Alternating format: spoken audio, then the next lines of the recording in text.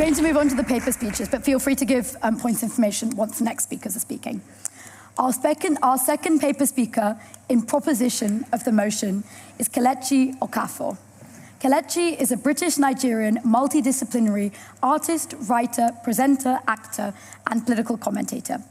She's the creator and host of the Say Your Mind podcast and speaks on Black identity and systemic injustice, particularly engaging in advocacy for Black women. You have the ears of the House. Thank you.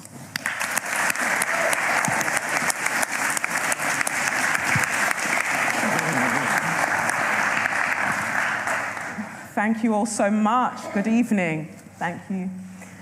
I have a speech prepared, which I obviously will be addressing, but to the point of the gentleman over there, I'll start by saying I'm from Peckham, right? South London. So all of the learning that I've had to do it outside of the curriculum that's indoctrinated you, I believe, right?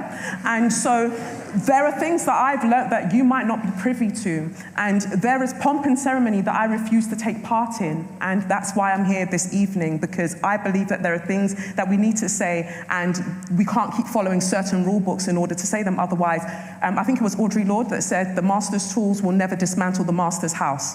Right? And so today, to some degree, we are in the master's house, but I'm not planning to use the master's tools, okay? So I bring all of this up as a person who was born in Nigeria, moved here at the age of 5 to the UK. I'm allowed to be here because Britain was there. Right, so that's why I'm here. On my top today, yes, fashions for the girls, there is a reimagining of a painting by George Frederick Watts. And it's the painting called Hope. And I remember I arrived in the UK at the age of 5. I think it was probably around 9 years old. I visited the museum, and I remember walking into the halls, and I just saw this massive painting in front of me, and it was the original version, and I just saw this figure sitting on top of the world. It was a bleak world. They had one string left on the instrument that they were playing, and they were blindfolded, and I went to read a little bit closer, and it said that they were trying to make the sweetest music that they could make off this one piece of string, and the painting's called Hope. Right? And so I believe that in us abolishing the monarchy, that is us reinstating an element of hope in our lives. What we've got right now, as you've rightly mentioned, things do seem bleak. And when you mention people going back, or men specifically going back to religion, of course they would go back to the church. It's a white supremacist construct as it's being packaged and sold to the colonies. And they gave us Bibles and they took our land. Hence, we're all here right now having this debate. Even though I'm mentioning the monarchy, what I wanted to say really tonight is that as much as, it's an honor to be here, I feel like we are here having a conversation about historical reckoning. I do not merely want to talk about the abolition of the monarchy, because to me, that's the floor. It's not the ceiling. To me, that's the basis that we should be working with. Instead, I'm asking us to consider a more radical and generative way of looking at the world. What if we chose ourselves? What if we finally outgrew an institution that has for centuries demanded our loyalty, as you mentioned, the oath that people are asked to swear? We're asked to give this loyalty while rarely are we given love and justice in return. One of the things that I wanted to bring up as a child of formerly colonized lands is that in 2015, Her Majesty's Treasury sent a now deleted tweet saying, woo, we have paid off the debt that we incurred from abolishing slavery. What's interesting about that tweet and the way that it was framed was that the debt that was accrued at that time was to pay off the enslavers, not the enslaved. Point of information. Yes. I'm very grateful. Why do you think the countries in the Commonwealth volunteer, as they do, they choose new members? And why do you think they choose to have the king as the head of the Commonwealth, as they did the Queen? Are they all ignorant and stupid?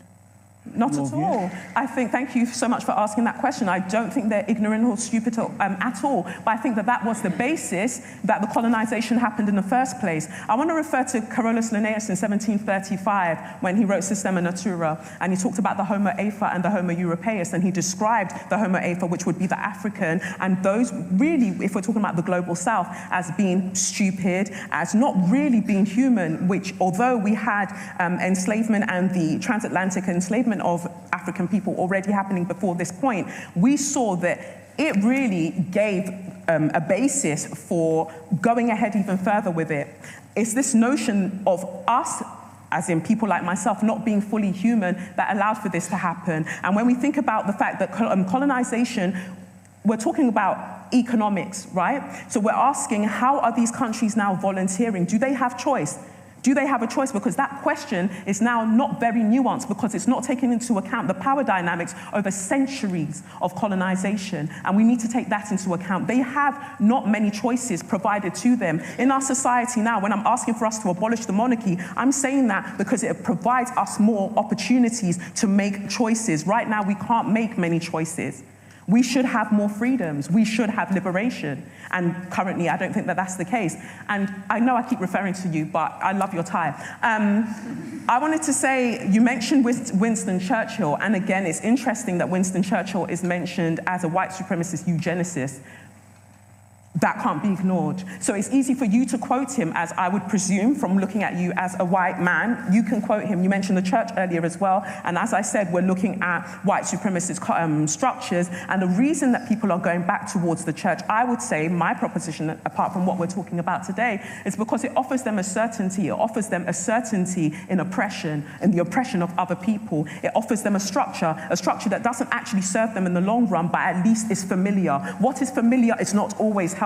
What is familiar is not always right. What is familiar is not always freedom. And so that is what I think we should be considering. So going back to what I was saying about the reparations, I, as a child of formerly colonized lands, was also paying for the enslavers, essentially by paying my taxes. And to me, I would like my money back. But when we have these conversations about reparations, for instance, the answer is always the same. It's too complicated. It's too expensive. And you know what? Let's just move on. And I'm asking, where are we moving on to? To more pomp and ceremony, to more gilded spectacles that are paid for by working class people in a cost of living crisis. No, thank you so much. So let's look at the numbers. The sovereign grant that's funded by the taxpayer has ballooned in recent years, and last year the monarchy cost the UK about £102 million, and that's not including security or the local council contributions. And the Crown Estate estimated is about, £16 billion in assets. That's land, that's castles, that's power.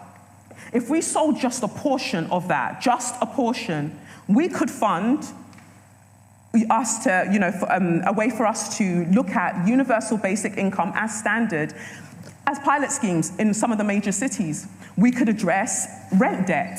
We could address houseless people. Why do we live in a country where the royal family have properties upon properties upon properties, and I'm seeing people sleeping on the streets and they're being criminalized for sleeping on these streets? That is unconscionable. How can we be proud of a nation that allows that to happen? And we have the audacity, the gall, the temerity to then sit there and say we can justify having heads of state that we did not elect, but they get to hoard wealth? It's time that we wake up.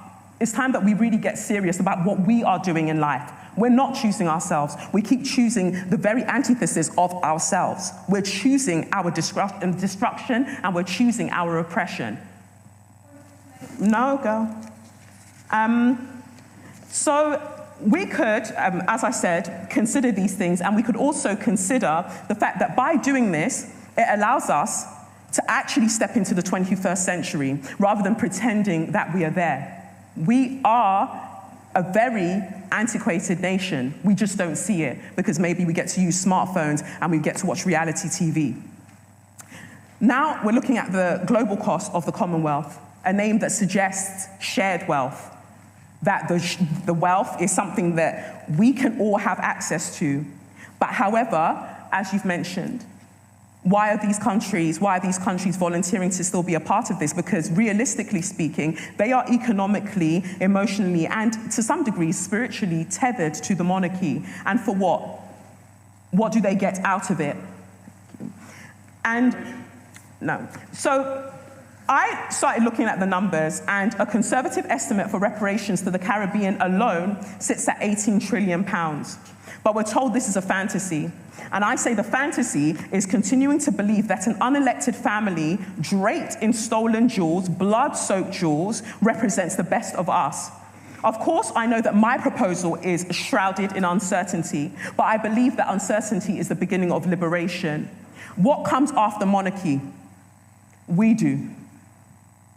That is literally what I believe, that we come after monarchy. Accountability comes after monarchy. A new story comes after monarchy. Because as far as I'm concerned, monarchy is not just a symbol, it is an organism. And like all organisms, it does not wish to die. So it adapts slowly, desperately, and violently. But it can't outrun its irrelevance forever. We are not subjects anymore. We are citizens who deserve a government and a state that reflects our values, not lineage and not legacy, but liberation. And so tonight, I do not just suggest that we abolish the monarchy. I invite us to divest mentally, emotionally, and financially from the draconian, antiquated ideologies that uphold it. Ideologies that say some are born to rule and some are born to serve. I, Kelechi Okafor, was not born to serve anybody, and neither were you. Thank you.